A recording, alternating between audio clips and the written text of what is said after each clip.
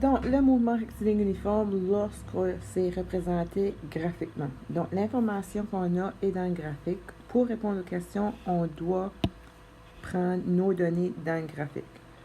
Donc, quelle distance le mobile a-t-il parcouru du début jusqu'à la 8e seconde? Donc, 8e seconde est là.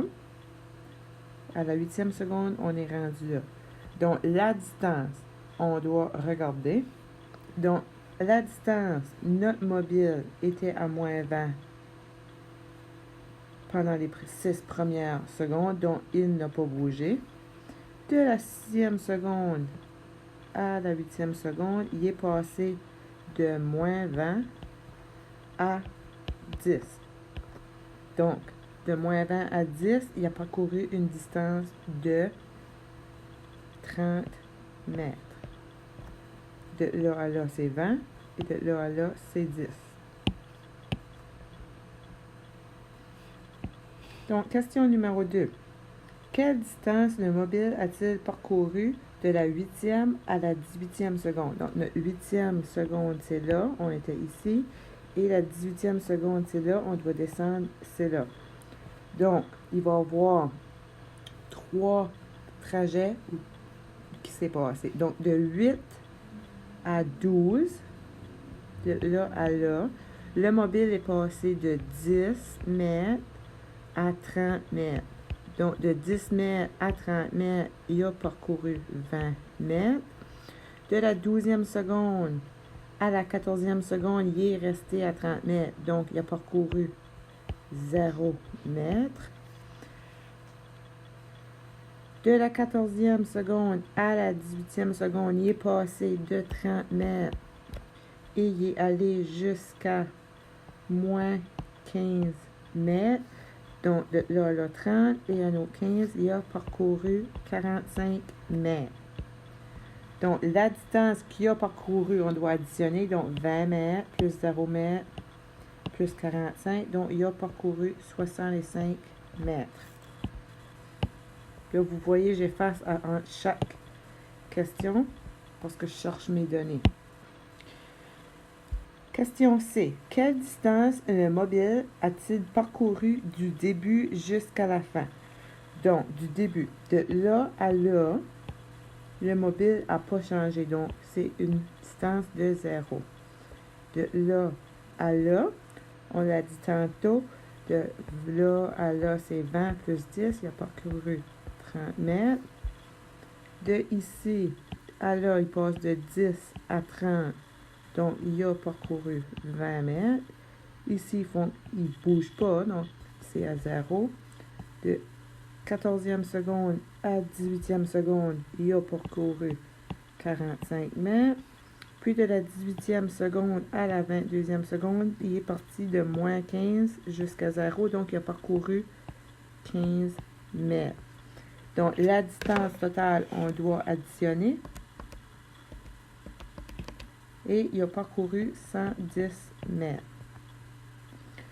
Donc, dans les notes que je vous avais données, il y a une différence entre distance et déplacement. La distance, c'est tout le chemin qu'on prend. Puis, le déplacement, c'est du point de départ à la fin. Donc, il a bougé de combien? Donc, D, quel déplacement le mobile a-t-il parcouru du début à la 8e seconde? Donc, du début, il était là, et à la 8e seconde, il était là. Donc, il a bougé de combien? Il y a seulement, la distance, c'est 30 mètres de déplacement. Quel déplacement le mobile a-t-il parcouru de la 8e seconde à la 18e seconde? Donc, à la 8e seconde, il est ici. À la 18e seconde, il est là. Donc, pour le déplacement, c'est quoi ici? Donc, on passe de 10 ici et jusqu'à 15. Le déplacement est de 25 mètres. Quel déplacement le mobile a-t-il parcouru du début jusqu'à la fin? Donc, au début, il était à moins 20. Et à la fin, il était à 0. Donc, c'est un déplacement de 20 mètres. Pour la G, donc, dans ce cas-ci, ça demande la vitesse. Donc, on va devoir trouver le temps, trouver la distance parcourue dans cet intervalle-là. Donc, quand on cherche, vous avez dit 3 colonnes. Donc, la première colonne, c'est les données. Donc, ça dit entre la 6e et 8e seconde. Donc, 6, 7, 8, c'est un temps de 2 secondes. On doit aller dans le graphique. Donc, la 6e seconde est là. Et la 8e seconde est là. Donc, de la 6e à la 8e seconde, notre mobile a parcouru 30 mètres. Pour trouver la vitesse, vous vous souvenez de la formule, je vous avais montré dans notre triangle D est égal VT. Donc, lorsqu'on cherche V est égal D sur T.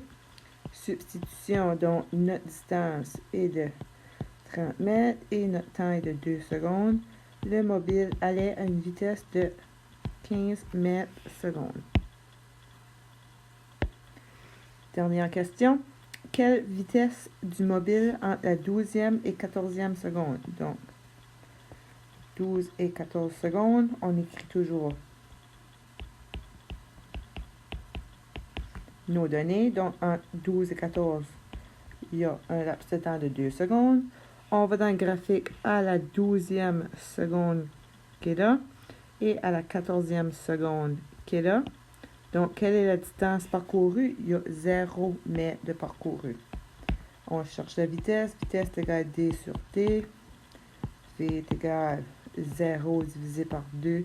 Donc, le mobile était immobile avec une vitesse de 0 mètre seconde.